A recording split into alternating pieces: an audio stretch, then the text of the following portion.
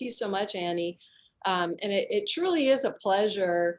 One of the best parts of being at a university is the opportunity to learn. And unfortunately, so seldom are teachers and administrators in a position where they're getting to absorb the knowledge. We're often, tasked with communicating it. So I'm really excited about learning from these three extraordinary colleagues. Cynthia Joyce, who was a stellar editor for many years, most recently for MSNBC, working with Brian Williams at NBC News. Jason Kane has a really interesting background that includes a time, I think I'm right, bourbon sales. Is that right, Jason? Or yeah, I was a liquor department manager for Specs in Austin, Texas, and Humidor. But he's turned into an exceptional researcher in the area of social media and its effect on society. And then Brad Conaway, who for many years essentially ran the digital side of Raycom Media, which owns dozens of TV stations around the Southeast. He's a social media practitioner himself, is a great teacher of our students and how to do this effectively. And the three of them together, I couldn't think of a better team, a better crew to make this conversation engaging, but also truly informative. So thank you all. Thank you, Annie. And I'll get out of the way and just listen. So I guess I'm first. All right, so I'm going to do that thing where I fumble around and try to share my screen.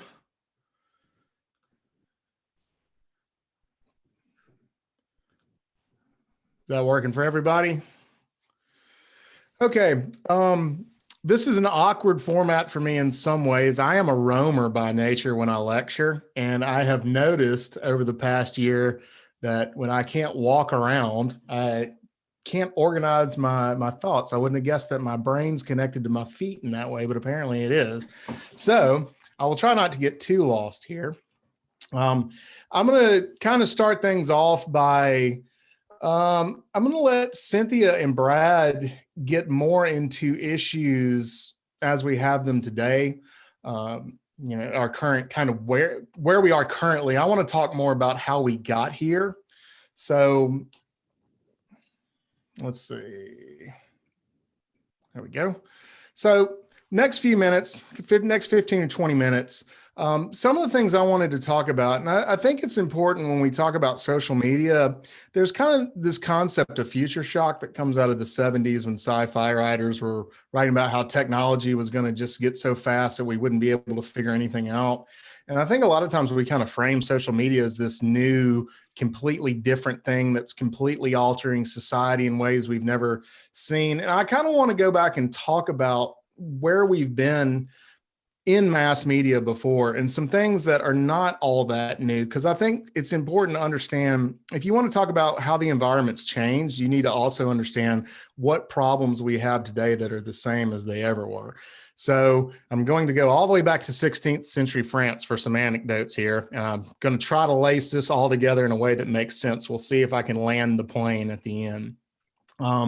After that, I want to talk a little bit about old school electronic media, basically the 20th century, kind of what I went through, what many of you probably grew up in your media environments, not in an effort to train everybody about television, but to kind of touch on what electronic media was and what mass audience were and why the internet's a little bit different than that, to give us some kind of background. Then lastly, I want to kind of go through what makes the internet different, what makes social media differenter than the internet, and kind of where are we now? So try to just get us up to speed with some of these ideas and maybe some of the social aspects involved in mass communications, because I think in mass communications in general, it's long been a story about who owns the ways to produce media, how do you vet information, and how do we use information to reconstruct our society. These things are not necessarily new. It's just social media is a new wrinkle in that. So I was going to set a timer on myself here so I don't go too long.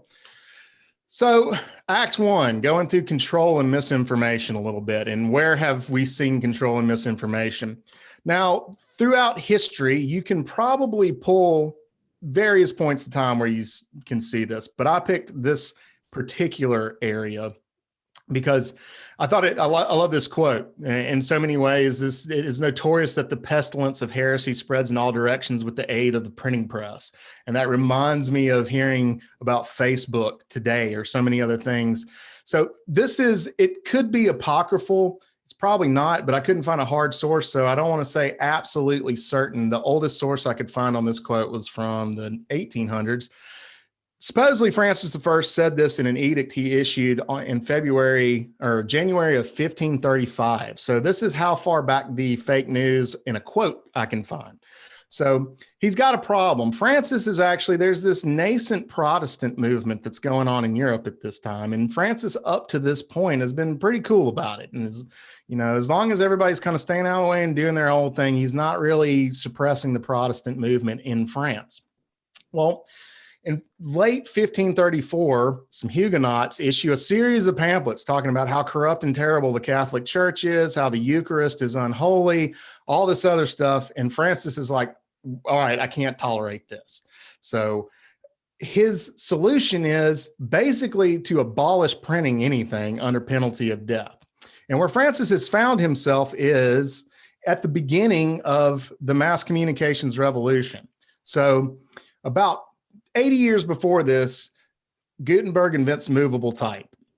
And a lot of people kind of say this is the start of mass communications in general. I know mass media, the term first shows up around this time. So this is how old the field is. And this is how old really a lot of our problems actually are and a lot of our opportunities. So up until this point, society's structures, be it the monarchy, be it the church, in Western Europe, basically communication has been controlled by very, very few people. So they have unparalleled ability to create a narrative. Prior to movable type, books are expensive, so there's not a lot of them. And since there's not a lot of them, a lot of people aren't going to know how to read, because why are you going to learn to read when there's nothing to read? So you maybe get information from edicts you hear read aloud. Perhaps you hear liturgies when you go to church. Some of you may know that's kind of the history of stained glass windows. How do you tell stories to an illiterate populace? But there is a lot of control over the message. Well, you can see from 1300 to 1600, movable type takes off in the 1400s, and we have this surge of books getting printed. So all of a sudden, people can make information and people start reading. And because there's more of it, they get cheaper. So ideas get passed around quicker. So this is the dilemma that Francis I is dealing with in France, is there's all this new media out there that's spreading all over the place, and he doesn't have much control of the narrative. So his solution is censorship. Let's just ban the printing press. Let's get rid of it. Spoiler, that doesn't work. A couple of you may have seen some books in your lifetime. So books continue to exist. The next idea that he has is we're going to create a council of people that will look at this information, and they will determine which information is the good information and which information is the bad information. This is actually done at the University of Paris at the Sorbonne. So now we have, and I think one of our later lecturers or speakers is going to talk a little bit about this in regard to Facebook, but here you have it in the 16th century, this idea that we're going to get a council of people to tell people what the real news is and what the fake news is. And if we deem it fake news, we're just not letting you print it. That didn't exactly work out either, because when you have a communications revolution, every time communications democratized a little bit more, you can't really put that genie back in the bottle at this point. Let's fast forward. I have 300 years here. It was actually 200 years. I'm a mass comm scholar. Math is not my best subject. So fast forward, French are notoriously cantankerous about their government. And we're in the 1750s, and we have these anti-monarchist pamphlets that are getting printed all over the place as to try to poison the populace against the monarchy. These things end up getting compiled into books called libels, I believe is how you pronounce that. I'm horrible at pronouncing French. That does kind of give away the name, though. They were defamatory, and some of you familiar with media law will know that libel is printed slander. Well, these were libels, so then it's in the name. The idea had nothing to do with telling the truth. It had everything to do with disseminating information that would stir the populace against the monarchy, the authority at the time. And how do you foment negative sentiment against an authority? So lots of the same things that we still deal with today. And I'm bringing all this up, like I say, because I think it's important to realize that our moment right now on social media is not new, uncharted waters in many ways. In some ways it is. Things move very fast these days, but it's not as if we've never faced this before. As I have here, propaganda is nothing new. This bust is Herodotus. Herodotus is both known as the father of history and the father of lies, because historians think that he had a tendency to run with a good story over a factual story because he was aware a good story moves more material. I don't know exactly what the Greek economy for printers was back then, but he definitely had a penchant for that. So with each revolution in communication, we've got more issues controlling stories.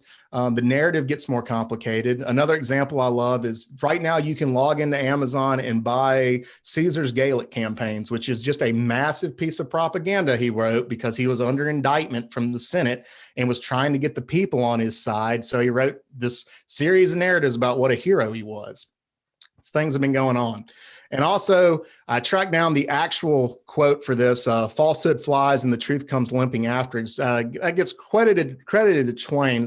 Swift said that. So we've also known that fake news, once it gets out there, it is really, really hard. And as any of the journalists will tell you, retraction, once a story's out, you can print a retraction, but it is really, really hard to get bad information taken back out of the public. I think if you want to look for a current event, maybe with the J&J vaccine, how that's being covered, 6 blood clots and 7 million people, man, there's a lot of different ways to report that. So this is our moment is somewhat new, not all that new, but let's talk about speed a little bit.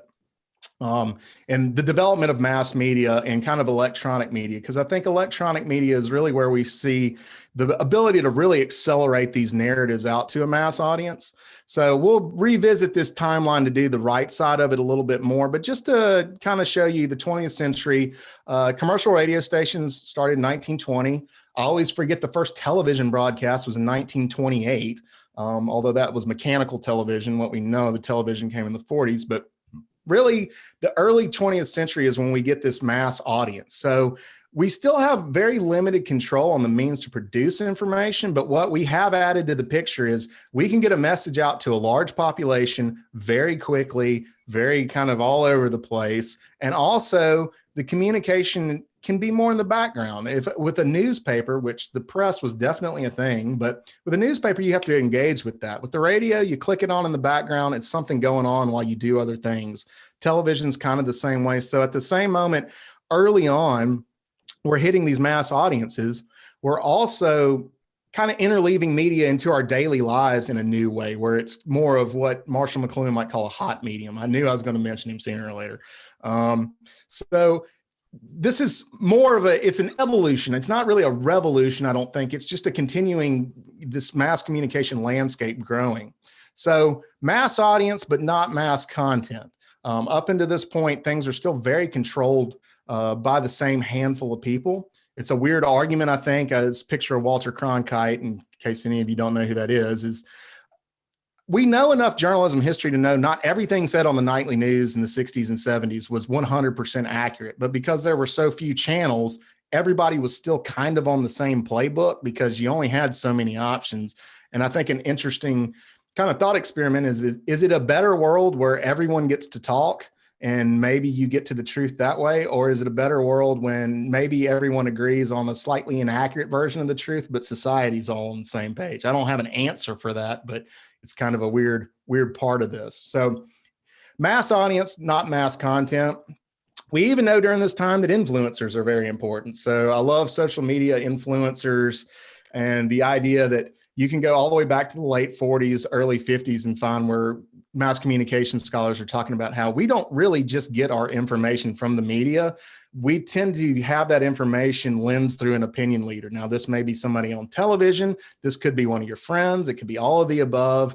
But influencers and the way media moves through mass audiences and things like that, this is also things that we've known. So it's not shocking that in a social media world, there's people on social media that can have a very large impact. The difference is those people may have not found a distribution channel prior to social media. So these are some of the things that changed. All right. I'm actually getting through this pretty well this time. So enter the internet and social media. Let's talk a little bit about how these are different. So the internet, for those of you who don't know, actually stems from a Department of Defense contract way back in the 50s and first started in 1967. Move through the rest of that. I don't know if any of you have ever seen the movie Weird Science, but they dial into the internet in Weird Science. Like even in the 80s, it was there. The problem is it was not open for commercial exploitation, and you had to know how to write code to engage with it. Well, two things happened in the early 90s. Congress decides to open up the internet to commercial exploitation, and the first web browsers get introduced. So it becomes not only can everyone use it and advertise on it and do commercial things on it, but you also, anyone who knows how to point and click with a mouse can kind of actually get on there and do things. So that's why it blew up at the time that it did. Now, social media itself, you can argue about who started it. I don't think it's important as who was first as much as that kind of started in the late 90s and evolved very quickly into what social media became by about 2003, 2004. So some other principles. The original version of the internet was called Web 1.0. I think not at the time, no one was calling it that. It's more of a retrospective term, but some of you may remember these: America Online, Netscape. I dug up a web crawler image. If anything symbolizes this version of the internet the best, I wish I could play a dial-up modem, because I think that beeping is Web 1.0. Web 2.0 was an evolution in things where you get these companies that are more interactive. It's more interactive, personalized internet. And you may recognize some of these now. There's debate about whether we're in Web 3.0 or not. I'm staying out of that. I feel like these social media companies are all the children of Web 2.0. Some of them actually help produce it. Wikipedia's in here. So how are these two things different? Well, the original Web 1.0, the means of distribution or production and distribution, it was a little bit more accessible, but there was still a learning curve. This is the internet of the web page. So you still have to know how to code. You still have to know how to upload things to a server. It's not quite as user friendly. It's still a big change from a television network having to create content, but it's not completely democratized where anyone can use it. Really, Web 2.0 is what introduced that. And that's why social media became popular at that time. Is you didn't have to know how to write HTML to have a MySpace page. You could make a horrible MySpace page if you knew how to write HTML, but you didn't have to know how to do it. Likewise with Facebook, on into Instagram, you can have a web presence that's real-time interactive. You can talk to people, share content, basically create a space that you couldn't do on Web 1.0. So that's kind of how social media really took off in the environment in which it grew, and kind of the things that had to happen to get there. Was a lot of you probably aren't great coders, but you know, you can get on Facebook and do something, or you can get on Twitter and do something. So that was the beauty of Web 2.0. The final part of this whole thing that comes together is the iPhone getting released in 2007. So around the same time that we've opened up the internet in a way where everyone can really finally participate as a gatekeeper, as an editor, as a content creator, in all these different facets, we just put the internet, Apple put the internet in your pocket. So, and you can even see the influence here when you go back and look at the icons for a lot of these earlier companies, like Instagram, Facebook, Twitter. These icons are actually based, their brands are based off of the way their app looks on the phone. MySpace is a little bit different because MySpace pre-existed this. So I have a perfectly square little app. Yeah, you can see how the technology informed this and how they kind of move together. So at this point, we have an internet that you can put content on. We have one that you can put in your pocket that's with you all the time, where you are constantly connected to everyone and able to create content depending on where you are in your social structure. Maybe you're an influencer acting as an editor, putting content out there. It's really, this is, I think, really the moment where it all just becomes totally ubiquitous. And then it kind of took another couple of years to evolve from here. A lot of these platforms like Twitter and stuff in 2007, they had no idea what they were going to become in the next 10 years. So conclusion, where are we currently? Well, I feel like, and I'm not alone, that we are in another communications revolution, really the first one since Gutenberg. And there's net positive, or there's positives and negatives that come out of that. One of the implications of movable type was you had this horrible war in the 1700s called the 30 Years' War. And millions of Europeans died during that in a time when there weren't millions, nearly as many people. But it's easy to look at the terrible things that happen. The good we got out of it is things like the Enlightenment. We got the Industrial Revolution, the university system, any number of things came out of this. So it's not a good, there's ways these technologies can be used for a net positive. And in the moment we're in, it's really easy to focus on the negative. Anytime you have a revolution, there are going to be negative implications, if nothing else than just people getting left behind, like the Luddites in England who didn't know how to work a loom. So all of a sudden they're out of a job, that kind of thing. So there's always some negatives involved, but that doesn't necessarily mean that it's all negative. And I think going back to what I said earlier, social media is here and there's no putting this genie back in the bottle. It's a natural, social media happened because it's something we wanted to do. We wanted to stay connected and share information with our friends, in our lives with our friends, and connect with more opinion leaders. It's a natural human inclination that developed the technology. So we can use it for good or we can use it for bad, just like a screwdriver. That's why I have this here. You can stab someone to death with a screwdriver, or you can build a home with a screwdriver, but it's a tool. It's the user that does this. And I feel like our moment right now with social media is not so much saying, what do we do with this thing? How do we get rid of it? It's all terrible. It's more understanding in a world where there's going to be good and bad outcomes due to this technology. How do we maximize the good and downplay the bad, which means engaging with it and understanding. And we're on the front end of something that's going to be, this is the revolution we're in now is still going to be going on 100 years from now. We're pioneers in this. So the upside of it is what we do will have major effects on maybe whether someone stabs someone with a screwdriver or whether we build new things with this screwdriver. So that's kind of where I wanted to get to with this. And I am going to stop there and turn it over to, I believe Cynthia is going after me. I always learn so much when I hear from you, Jason. I You, hope that makes some sense. yeah, totally. I'm gonna call you the Sully of social media. You landed that plane because this is actually something I wanted to talk about. So give me a second while I'm not a PowerPoint person by nature, so it's going to take me just a second to figure this out. And hopefully I can. So do I want to do slides as virtual background? Is that what I want to do? I might need assistance here. Oh no, let me go back to basic. Here we go. So if I do this, you guys seeing that? Yes. And now do I hit presenter view? Is that what I do? Yeah, that should work. Is everybody seeing the right thing? Are you seeing all my notes? I'm seeing the presenter view. How do we, I always do the use slideshow. Jason, do you know of an alternative there? Okay. I couldn't figure out how to do and keep my notes and the show. So. Well, how about I do that?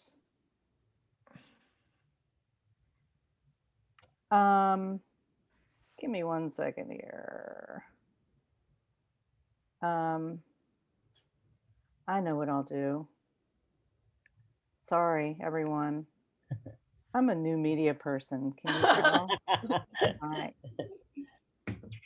Give me a second. All right, here's my plan now. I'm just going to move this. Ah, nice. Good plan. Advanced.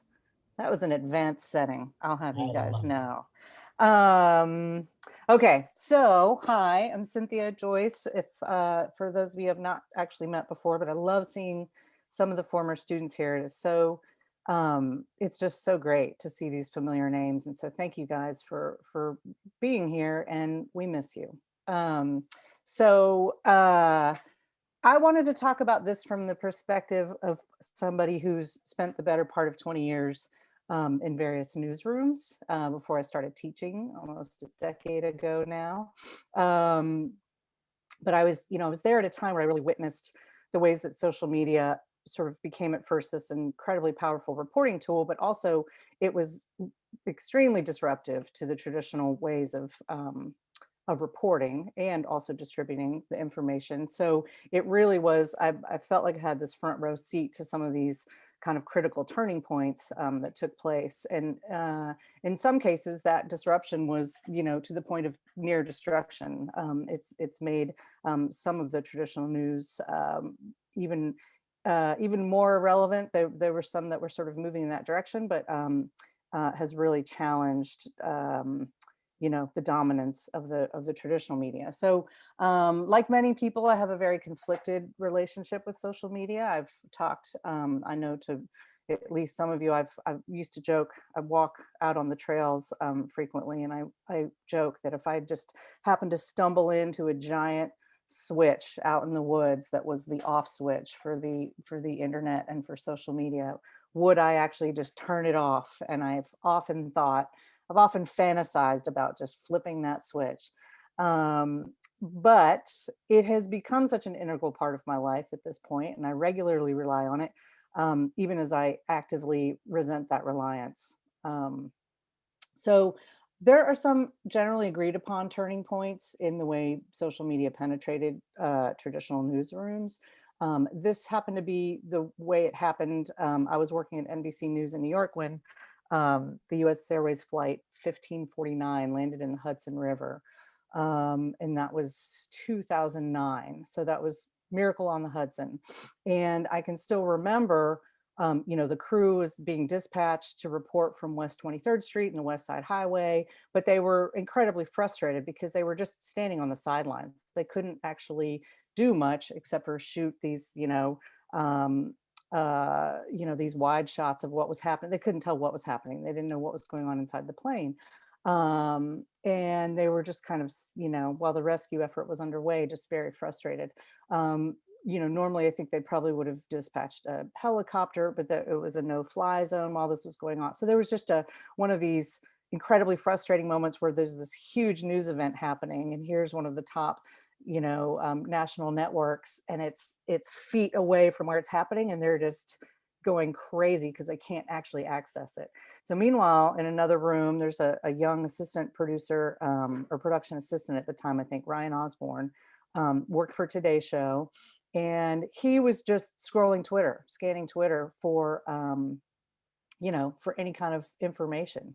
And so Twitter at that time was still dismissed it was still new. It was dismissed by most of the newsroom executives as this, like, the latest fad that was sure to pass.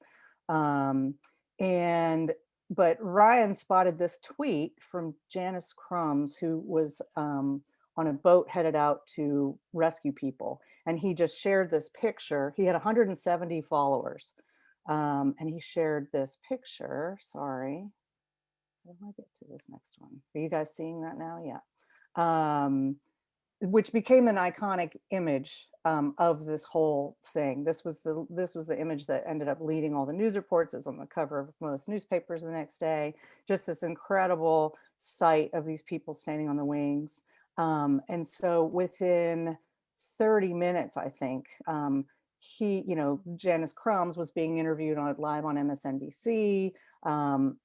This picture was what was leading the broadcast. And then because he'd connected also with some other passengers as well, survivors, who another guy was tweeting, NBC had that connection to be able to they were ahead of the story, basically, which is what every news organization wants to be. They want to be out with it first. So even though they didn't break the story on Twitter, because of Twitter, they were able to be out front of it. And Jack Dorsey, who's the Twitter co-founder, he talked about this later in hindsight and said, this changed everything for us. Like, suddenly the world turned its attention because we were the source of news, and it wasn't even us, it was this person in the boat using the service, which is even more amazing. I could say a lot more about what I think about Jack Dorsey, but I will not. That's a rabbit hole and I won't go down it right now. But you know, it changed things for Twitter, but it also changed things for Ryan Osborne. He was suddenly named NBC News Director of Social Media. I mean, there were a few other intervening events as well, but he, you know, here was this young guy who was plucked really from the obscurity of the production assistant pool and became the, you know, they're like, okay, you're directing this now. You're the guy that knows how to use this. And it was all because he knew how to direct message somebody. It was, you know, it was just one of the features of the tool that he happened to know how to utilize. Um, and I believe he's now Washington Post person now, I believe. But so another tipping point, of course, was Arab Spring. This was 2011, and news organizations were unable to get into Tahrir Square. Um, a lot of foreign press were relegated again to kind of the sidelines and weren't able to get information from inside those protests. And so they were at this time, a couple of years has passed, Twitter's gained some credibility. Um, so even though they were reluctant to use information that was user generated content was you know, the new kind of UGC was the new acronym at the time. They were basically forced to use this information because otherwise they didn't have anything.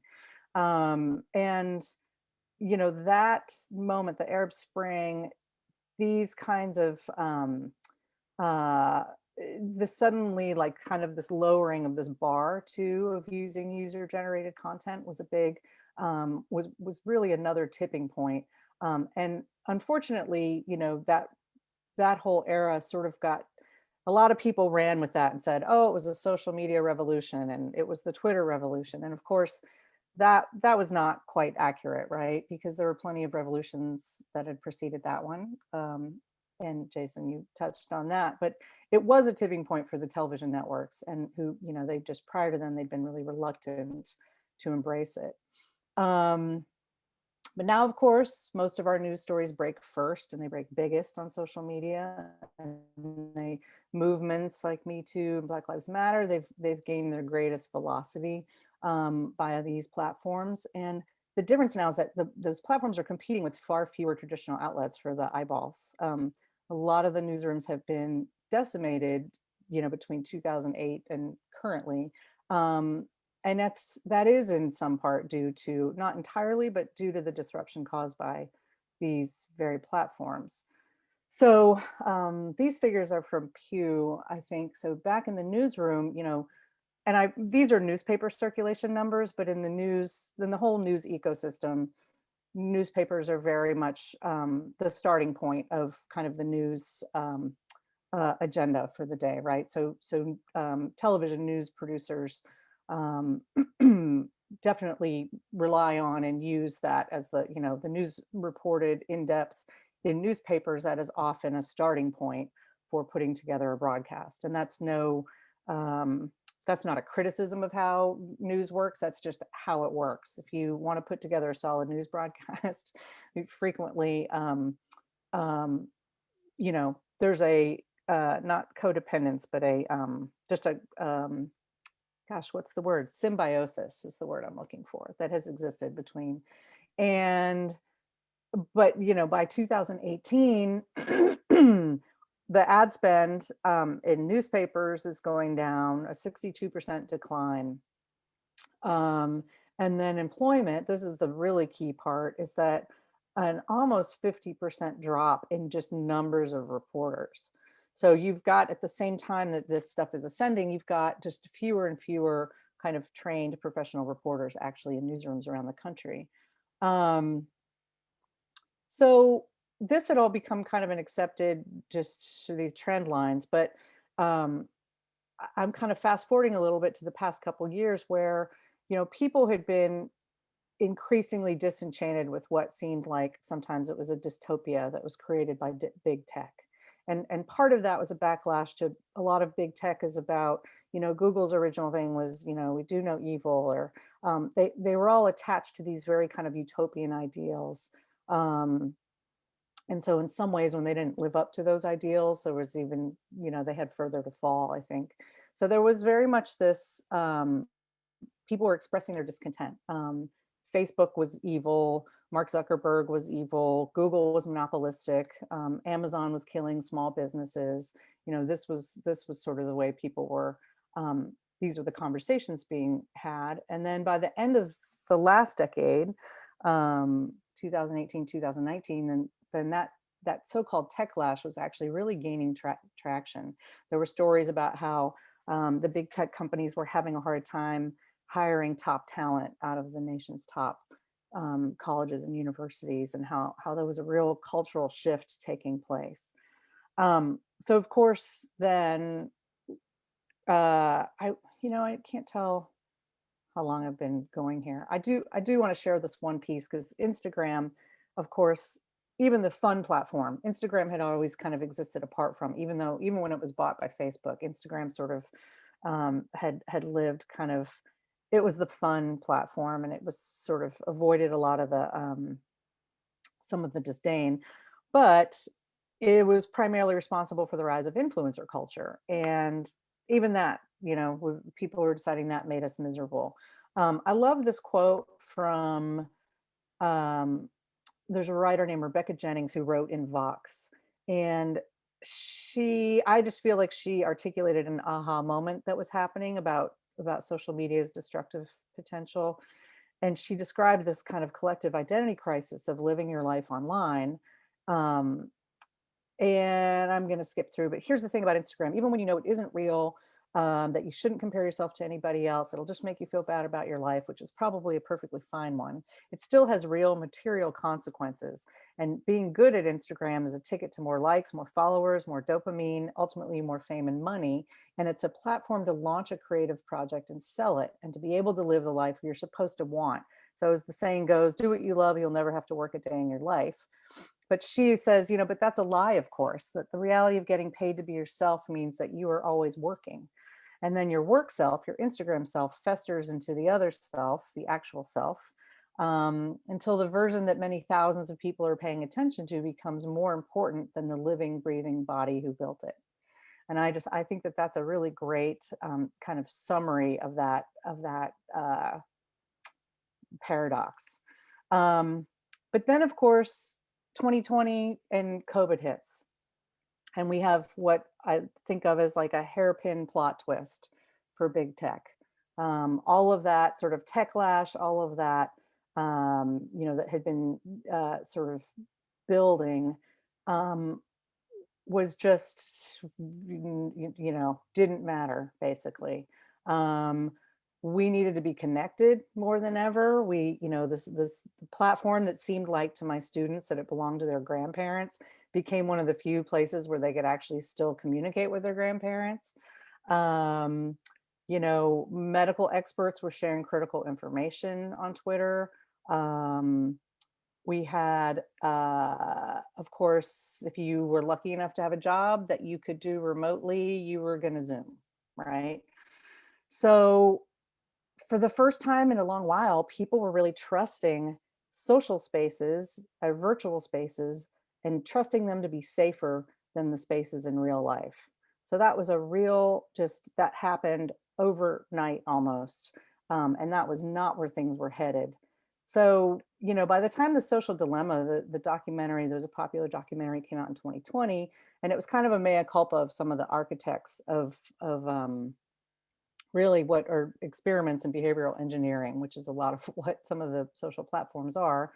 But by the time it came out, they were producing this film when all of this techlash was building. But by the time it actually came out, all the problems it highlighted, like the lack of transparency, the invasions of privacy, the increasingly divergent filter bubbles, and all the rest, they were met by a lot of people, my students included, with just this big, and so what, basically. And when I've had my students watch it, and they're always like, their point is, this is the air we breathe now. So there's no turning back. What are we supposed to do about this? And so, at the beginning of every semester, I ask my students if they see themselves as part of the media. And typically very few of them, if any, raise their hands. But then when I ask them, how many of you in the past week have posted or shared something on social media? And they all raise their hands. So I think, excuse me, you know, the reality is that media is not a monolith. It, I'm not. It probably started out. It did start out as one, but it's not been one for a long time. It's not just social media that's broken that down. But more than ever before, we are all the media now. It's all of us who produce anything, who share anything. Um, and I think the charge and the challenge for us as teachers then is just to make sure that our students learn to be both savvier consumers of that media and also more deliberate producers of what they see and what they share. How to be better listeners, and more deliberate listeners. But I think they first have to recognize and claim a sense of agency that they might not even realize that they can actually claim, but in order to take full ownership of its usage. Because otherwise, um, it's very easy to just become sheep filling in fields in templates that have been defined for you. And in the process, you're giving up all of your personal data to big tech for free, right? So, as despairing as I often sound about social media, I actually do believe that if they learn to harness the potential of these tools and turn to them just not just habitually and turn to them actually deliberately, and in other words, use the tools rather than be used by them. So not just that the tool is in and of itself not a positive or a negative, but I do believe that screwdriver actually can use you to build something bad if you're not being deliberate in its usage. But they will be, we'll all be better positioned to do some good things with it. So, and that is my hope for our students in particular, is that they become the next Ryan Osborne, that they become the young person in the room who teaches their bosses how best to use these tools and put them to good use. So that's my take.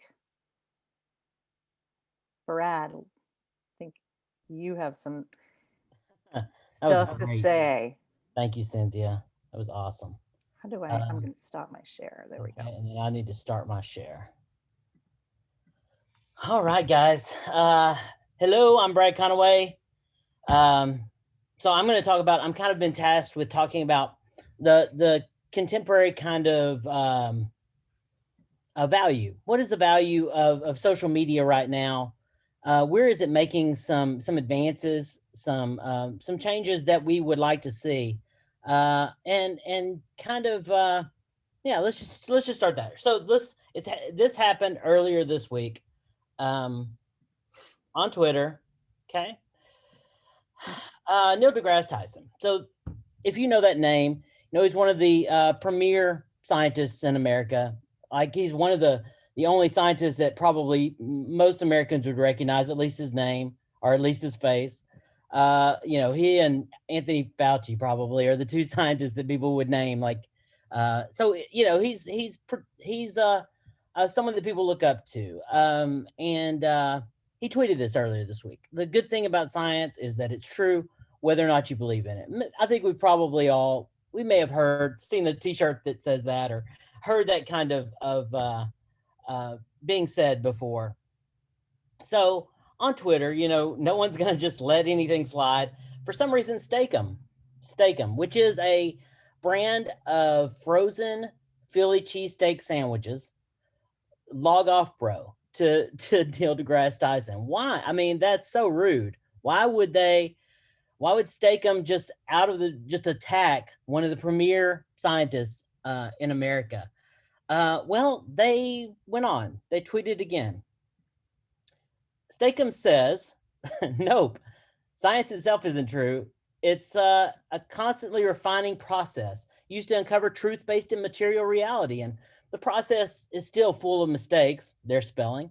Neil just posts ridiculous sound bites like this for clout, and he has no respect for epistemology. Steakum went on to tweet, the irony of Neil's tweet is that by framing science itself as true, he's influencing people to be more skeptical of it in a time of unprecedented misinformation. Science is an ever refining process to find truth, not a dogma. No matter his intent, the message isn't helpful. So here's Stakem. And then they went on to, like, after that, they had to come back and say, oh, by the way, don't forget, we're just a brand selling products. Everything we do is based in self-interest to grow our business. And then for some reason, Slim Jim decides to jump on the pile. That seems like something Slim Jim would do, right? So here we all live in this reality where one of the preeminent scientists in the country can be attacked by a brand selling frozen steak sandwiches. And it seems like, oh, it's just another day on Twitter, right? It's just the way things are right now on social media in 2021. And I got to tell you, I like it. I think it's interesting. It makes life, when you see something like that it's not expected. I mean, if you followed Stakem's Twitter account, you know that they do things like this quite a bit, but they're making good points against one of the a scientist that everyone respects. It's very interesting. It's something that could only happen in social media here in 2021. So let's kind of start there with some weirdness, right? And go on. We know, okay, half the population in the whole world is an active social media users, 4 billion users and of some sort of social media. So why do they use it? Okay, what do they actually get from it? If you ask anybody about social media, you're going to get a lot of this. You're going to get some anger, some frustration. You're mostly, if you're just asking a random set of people about social media, you're not going to get a lot of people going, oh, I love it, and here's what I love about it. And I mean, that's not the first thing that happens, right? That's not the knee jerk. The knee jerk is, oh, all right, here's what I think about social media right now. And why is that? What is it? Why has social media earned that reputation? 64% of Americans say, this is from last week. No, this is from last year. 64% of Americans say social media has mostly a negative effect on the way things are going today. Just 1 in 10 Americans say social media sites have a mostly positive effect. So we see that's what people believe. That if you ask them a question, right? And I've worked in social media a lot. I know that what people say, if you ask them versus how they act, those are two different things. So how do they act is not necessarily backed up by what they'll tell you. So, but why is that? What is this reputation that they've earned? Well, there's a group of kind of problematic platforms that people complain about the most, and they're the ones that they're on mostly right now, right? So Facebook, Instagram, Twitter, TikTok.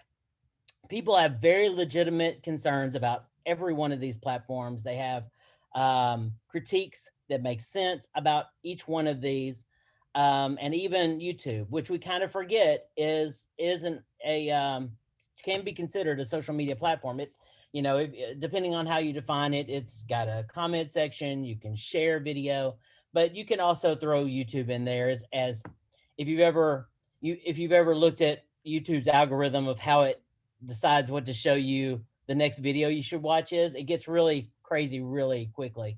And their comment section is just dumpster fire. It's really bad. It's so enter at your own risk there. But you see how many people use it. I mean, even over Facebook, really, percentage of US adults who say they have ever used YouTube, 81%, Facebook, 69%. You can kind of go down the list there and look at what people are using. But Facebook is what, even now, even after, a whole generation, the whole younger generation has pretty much said no to Facebook itself. They're still on Instagram. Even now, it's the one we want to complain about the most. There is social media that's not problematic. There are social media platforms that people like and use and think are great. I mean, LinkedIn, I'm not a huge fan because they sent me a bunch of emails a long time ago, but they're great. They're a great tool, right? Pinterest is a great tool to find people who like the same kinds of things you do. And even Snapchat, which started off as this place with disappearing pictures, and we were so scared about that, right? Even Snapchat has evolved into a glorious, a glorified messenger app, basically, for all of Gen Z. That's how they use it. It's just as kind of a messenger app to text back and forth. So it's useful, and we don't hear as many complaints about those anymore. Facebook is just is too effective. Too many people are on it, and too many people have had bad experiences on it. Around 7 in 10 US adults use Facebook. 74% visit the site at least once a day. 4 in 10 get news from Facebook. Now, where the problem may have started when people started realizing, oh, this comes at a cost. Facebook is free, but it's taking something from us. Around 3/4 of Facebook users are not aware that the site lists their traits and interests for advertisers. Right? Facebook doesn't sell your data; they sell access to you to advertisers. The fact that company maintains a list of users' traits and interests makes many users uncomfortable, and that's underselling that a little bit. And then this laundry list here, this list of things that you can definitely say, yeah, that sounds like Facebook. Poor content moderation, massive user data breaches, including like one a couple of weeks ago, right, in Cambridge Analytica.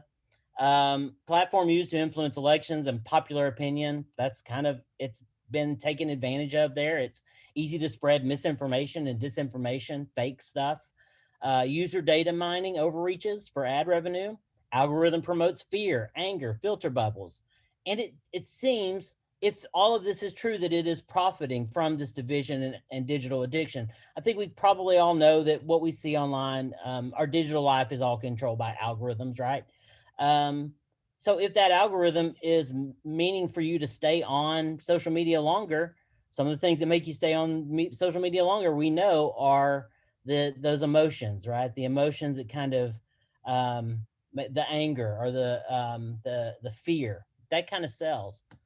But Facebook is attempting to address some of these concerns, and I'm going to talk about some of the things that they're doing here. There are big upcoming changes ahead. Is it too little, too late? Well, like Jason and Cynthia both said, it can't be. It can't be too little, too late. It's too big. Too many people are on it. So we have to hope. We have to pressure them that they're making changes that are going to make that platform better. If Facebook prioritized keeping you online an extra 10 minutes, but in doing so made you less likely to return in the future, it would be self-defeating. Advertisers don't want their brands and products displayed next to extreme or hateful content. All right, that's a quote from Nick Clegg. He's the vice president of global affairs of Facebook. He published this Medium article a few weeks ago. Really interesting. It cops to a lot of the critiques of Facebook while saying, okay, here's what we will say about Facebook, and here are the things, the ways that we are trying to address it now. So I'm going to go ahead and I'll put this link in the notes afterwards. If anyone wants to read it, I highly suggest it. It will give you an idea of what they're saying, how they're saying things got so bad, and what they're doing about it now. He says the internet needs to, in this article, the internet needs new rules. Designed and agreed by democratically elected institutions, technology companies need to make sure their products and practices are designed in a responsible way that takes into account their potential impact on society. And that starts with putting people, not machines, firmly in charge. So he's stressing in this article that they know that this algorithm, that they're trusting may not be, this is part of the problem. So one of the things they're going to do is they're going to be more transparent with users about that algorithm. They're going to allow users greater ability to train their own algorithm. I mean, is it too little, too late? We'll see. They are going to give people a few of these tools. I like this feed filter bar just because it's, if you're old school, you remember when Facebook and Twitter were all chronological, Instagram was all chronological, right? And it was kind of cool. So they're going to allow you to do that again. They do allow you now, but you have to know where to click, and it's a bother to do it. So now they're going to actually put it where you can see it, and they're going to allow you can go to most recent or favorites. So that's just one of the things that they're saying they're going to do to help get things better. Now they're not alone. Obviously there are other companies that are going to help with this, and Apple is doing something. You're going to see this in the next few weeks, and when they release their new iOS, you're going to start seeing these little pop-ups here for every app that you use.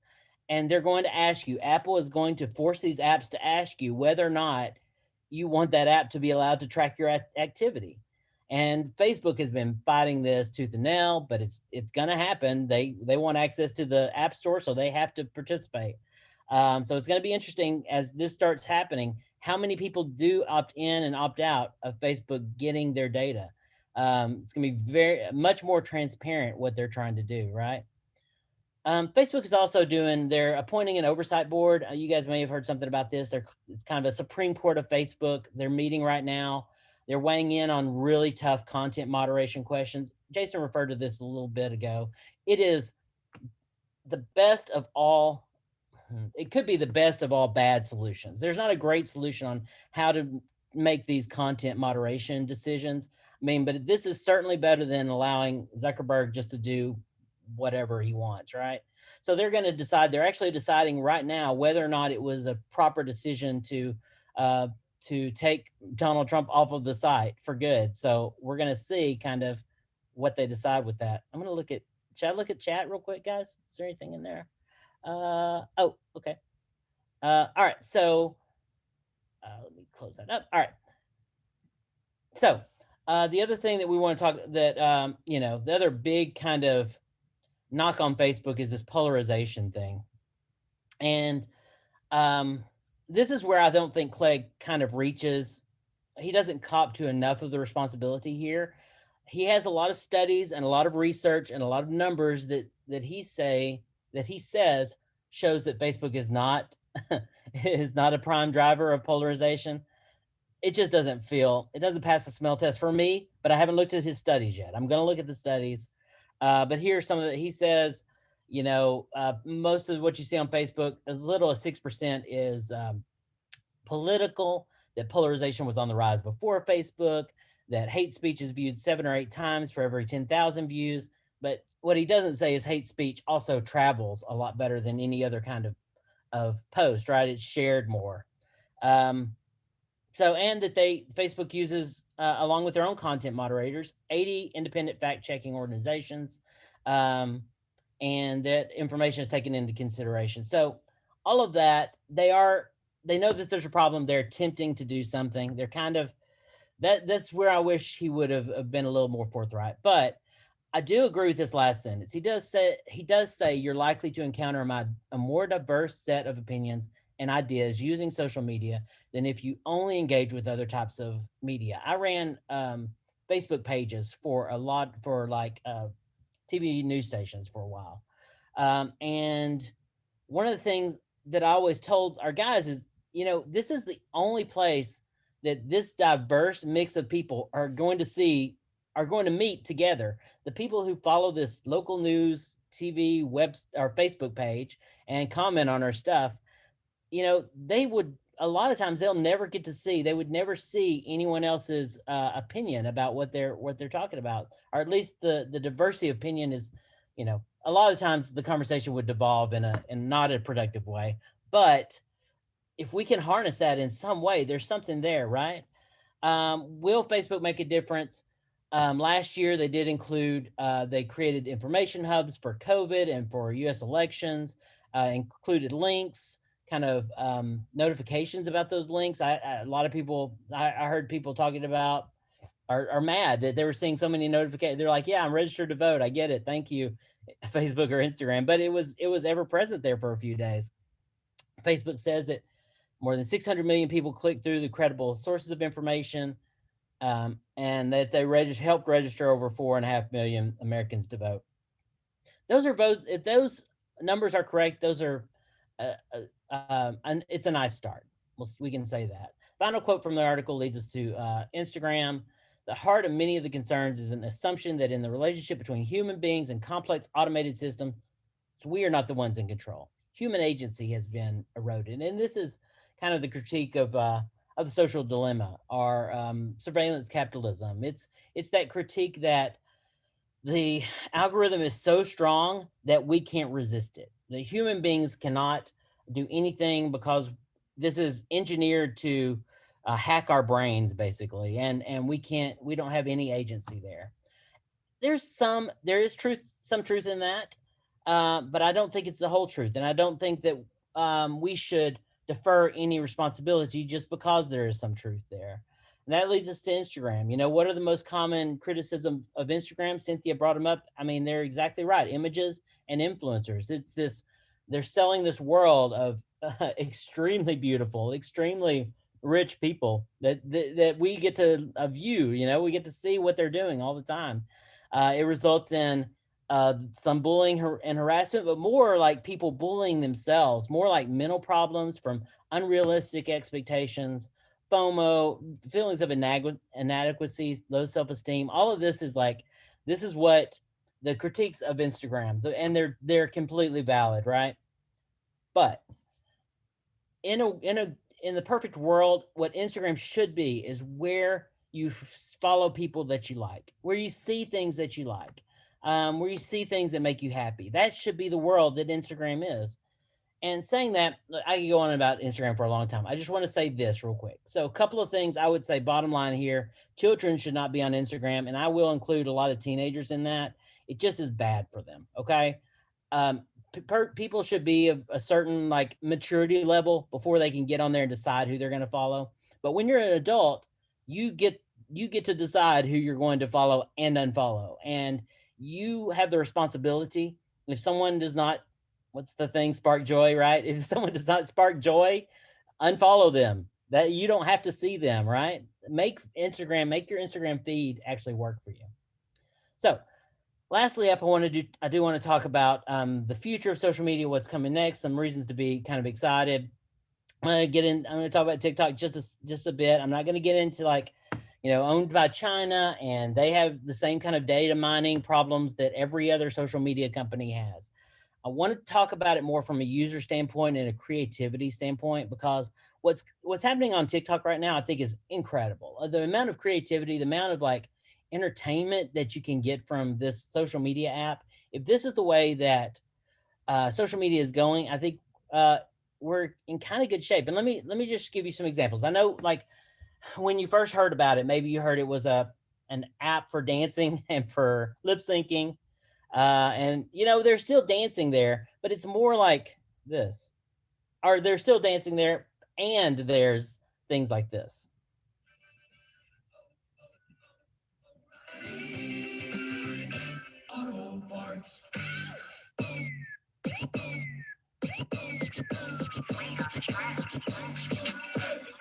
Okay, so in my mind, this is a meme. This is a meme because they're dancing in a really TikTok-ish way over the O'Reilly song, which is completely weird, but it makes sense in like in a meme way. And it's the kind of creativity that people are like trying to expand the kind of dances, right? Of course, there's still deep thoughts on TikTok like this. I just need the whole world to know the past tense of weed eat is weed eat to date. And that's something that I need to do. I have not weed eated dated this year. I need to weed eat to date. That made me laugh uncontrollably when I first saw that earlier this week. I don't know why. It's ridiculous. It made me just go off. And then there's more sophisticated meme work here.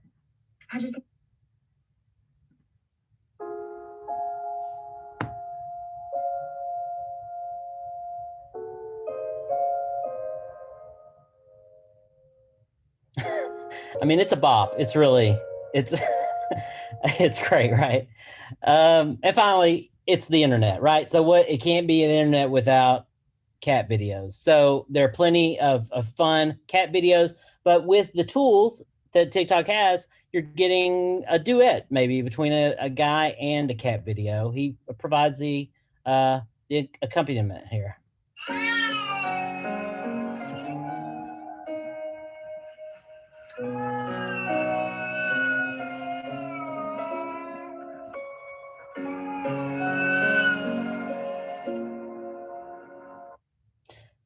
All of that is really fun, and it's just entertaining and good. And there's hundreds of thousands of videos that are like that on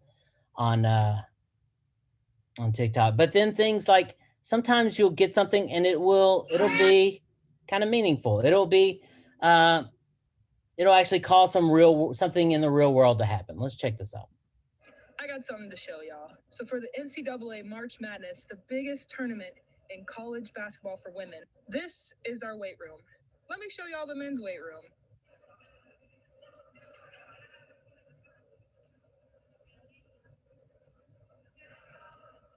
Now, when pictures of our weight room got released versus the men's, the NCAA came out with a statement saying that it wasn't money, it was space that was a problem. Let me show y'all something else. Here's our practice court, right? And then here's that weight room. And then here's all. All right. So that went viral, completely viral a few weeks ago. And, people started writing stories about NBC, CNN. There was NCAA launched an independent review of it. Once all of that attention that came from that single TikTok, with that, we get this. Guess what, guys? We got a weight room. Yeah. We got a ton more dumbbells. Look at that. Look at all these racks for squats and whatever we want to do. We got a bunch of bands. Look at this, guys. And we got some equipment. This is my argument for social media. It can be weird. It can be fun and weirdly fun, like the weird Steak-umm thing, right? It can help democratize the spread of information. When someone can go viral that has a message, right? A good message, and something positive can come from that. It personalizes your consumption of information. It makes it easier for you to find things that you're going to find interesting. That's something social media is good at, making connections, strengthening connections, a great marketing tool. And it allows this greater creativity and communications with this building of these memes that I like to talk about a lot. But that's the kind of thing I think things are getting better with social media. And they need to, right? So let's do these thought exercises real quick. I think we're running out. Yeah, I got a few minutes. Okay. Positive effects. What positive effects have social media had in our lives?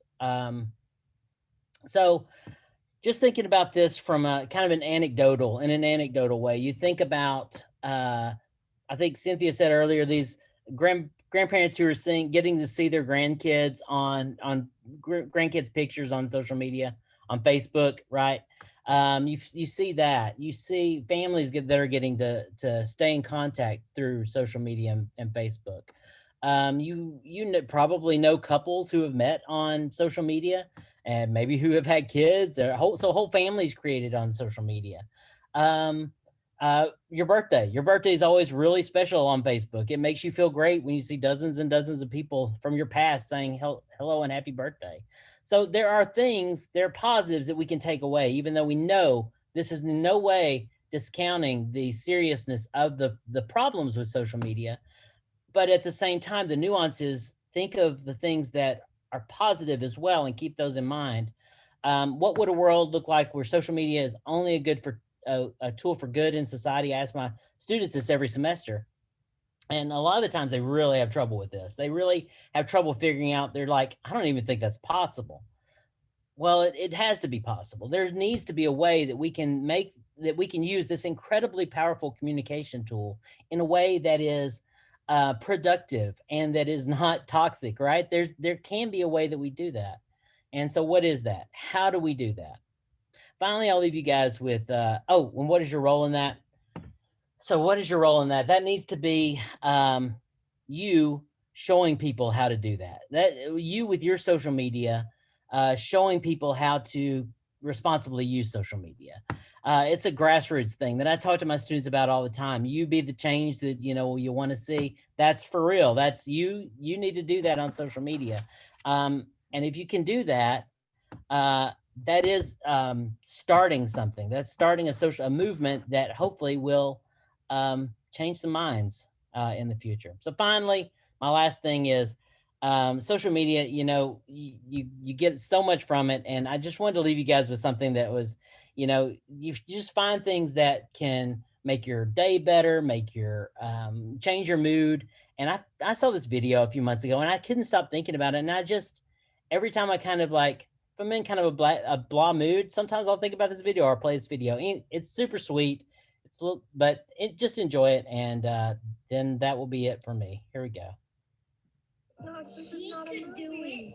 If he could do it, This isn't a movie. he believed in himself, and you can't tell. Oh man, you gonna put it on me like that? You can do anything that you want. You can get singing lessons, get a better job. make more money. You could be even like rich. You could live in the White House someday. You could be president. Me? Do what you want to do. It's not about it's not up to other people. It's true. It's up to you. I just love that so much. So I hope you guys enjoyed that. And if you have any questions, I'm going to bring up the chat here, and that's it for me. I guess, who am I? Pet pics only. Okay, so I'm going to mute for a second and read over the chat, and there we go. All right, great job. Thank you all for presenting. That was awesome. Does anybody have a question that they want to ask right now on the screen? I'll open it up.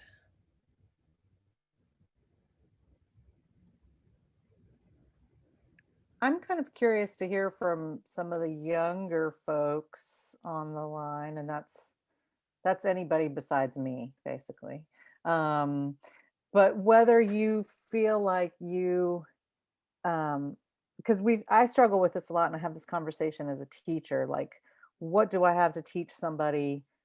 You know, I have nothing to teach somebody about Snapchat, but what do I have to teach them? So is there, you know, do younger folks feel like, oh, I just intuitively understand this stuff, I know how to navigate it, or do you need guidance in social media? Do you feel like it's useful to kind of look at it, you know, from a more analytic perspective? We may have lost some of the truly digital natives on here. I'm not sure we do have any. Hi, can you guys hear me? Yeah. Hi, Brittany. Hi, how are you? Oh, so nice to hear your voice. Yes, likewise, likewise. So I mean, I think that it's certainly useful, depending on what you want to use it for. Mhm. You know, so I think about the IMC program, and you know, you certainly have to be in those digital spaces as a brand, and you have to kind of almost be on alert at all times, because things can quickly go either way.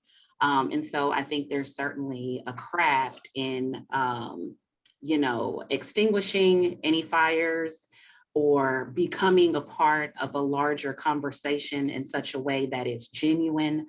So there's definitely a craft in that. And it's still very, very useful, I think. Well, good. Thank you. Brittany was a graduate of the IMC graduate program, correct? Yes. And so, and are you, last I knew you were in Dallas. Are you working at hotels still, or? I am. So I'm still in Dallas. I am the director of business travel sales for a Marriott hotel here downtown. Awesome. Great to hear from you.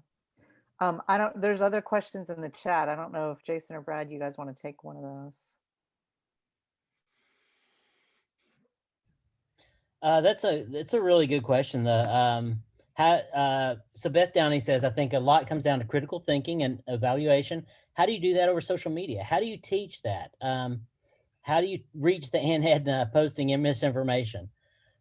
That is so tough. And I don't know, maybe you guys have some advice too. The advice that I give, and I have Aunt Ednas in my family, lots of them actually, who post things that make me cringe.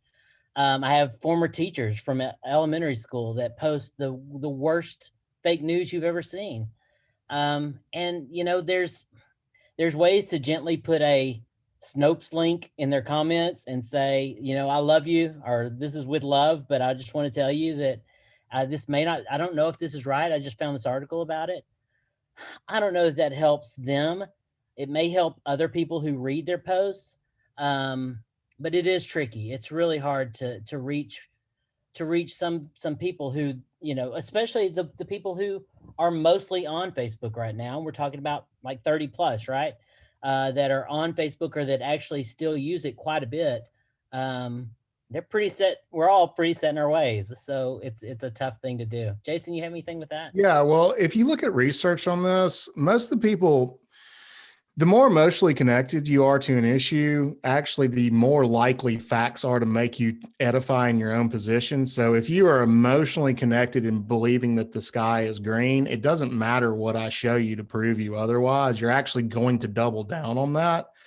So when you want to reach Aunt Edna, you've got to figure out what is it that Aunt Edna is actually afraid of, because the information she is sharing is the result of another cognitive process and probably trying to organize her world in a certain way. If you look at conspiracy theory psychology, one of the main contributing factors to conspiracy theories is we all have a very difficult time believing that small causes can have giant consequences. So conspiracy theories generally you need a cabal. It's too hard to believe that a group of men can fly 4 airplanes or hijack 4 airplanes and change the entire world. The government needs to be behind it in collusion with other people, because we've had this massive result. So I think misinformation plays into that. It's trying to find larger reasons to organize our world. A podcaster I like listening to one time quoted, someone said that most people would rather live in fear of an angry God than admit how chaotic it all is. And I think with a lot of these fake news and reinforcing, that is the sentiment. I would rather live in a cold conspiratorial world, or a world where people are trying to manipulate me, or, there's these reasons behind this, then think maybe this is just everybody operating like normal. So if you want to talk to your aunt or anyone else, you've got to cut to the heart of that. And I've done that before with people. Said, what is it that you're really afraid of? Like, I know you tell me you don't want to take a vaccine or this, but like, what is it truly afraid of? Is it that you're anti-mask, or is it really just seeing a mask reminds you that the world's not right now? So you want everyone to take it off, and you're rationalizing why everyone should take it off. So that's where it starts. And that's a long process. There's a guy, I think his name's Dale Davis, that used to deprogram Klan members. And one guy in Maryland, he said it was 8 years of conversation to get that guy to leave the Klan. But when he did, it effectively ended that chapter of the Ku Klux Klan in Maryland, because it's kind of like once it crumbled for everybody. So he's like, that was why it was worth the effort, 8 years. So, and I think maybe to finish up, the other thing, and kind of what Brad was saying, is social media even the forum? Like, are you going to change? I argue sometimes for the people who may be on the fence, so they see some pushback. But if you take that you're trying to change, which is actually probably a deeper set of emotional issues, not like issues, I've got issues, but just emotional things, these connections that you have, that's going to be time. That's a water carving a canyon kind of effect. And you're probably not going to accomplish that on a Facebook post. So, sure, it'd be great if you could cut down on that and make them change their mind immediately. But I think in some ways you've also got to kind of manage your expectations as to, how many of you have ever seen someone actually win an argument on the internet? There's YouTube arguments that are 3 years old that I see in comment sections where people are still going at it. So, it's Linda, you raised your hand like you've won one before. Yeah, that's exactly what I was gonna say. It's me. I won a couple. Well, I only know that because they blocked me, and then I'm like, I won it. I'm kidding, but that's how I look at it. I look at it the moment you make an ad hominem, I won, because you ran out of arguments. But as far as actually, do we want to feel self-righteous, or do we want to actually change minds? It's hard to change a mind on a social media feed, except maybe you can do it over time.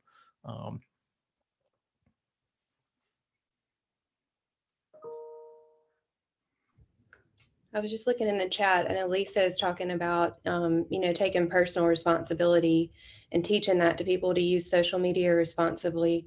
Do any of you want to kind of elaborate on that?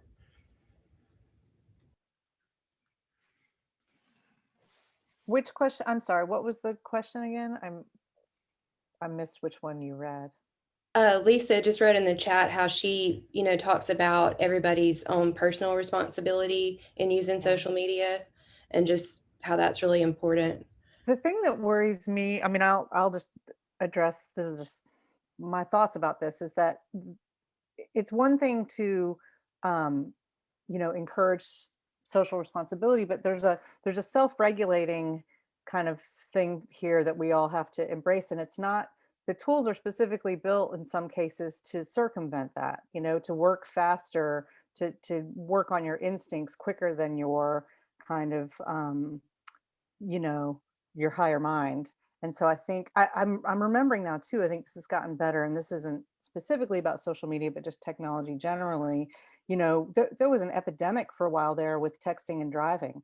And it was so strange to see that like that had supplanted drinking and driving, that was actually more deadly. And that was a worse sort of scourge, especially on college students. And if you asked anybody, none of them were going to be like, I plan to text and drive on my way home today. Like nobody planned on it, but just the reaction, the muscle reaction was that whatever. And I don't know enough about this to speak intelligently about it, but I just know that even myself, it wasn't a thinking process. It was just an instinct that was reacting with this tool in my hand that was moving so quickly that it was kind of going around my my better judgment. And so it's not always, you have to be super proactive. I mean, it's funny to think like I guess people struggled with this when TVs were new and who was allowed to watch what, but just this idea that you have to be so just conscious and proactive about controlling these own tools that are in your hands. I think that's I just think that's a difficult thing to sort of embrace, even personally. I say all this stuff and I'm constantly getting caught out on this because I tell my students, like, how many of you have gone to your Facebook privacy settings to adjust, and let's do it. And then I use my own account as a demo, and I'm like, oh, that's not how I want it, and I do that. I mean, every semester that happens to me. So I think it's a constant battle, basically.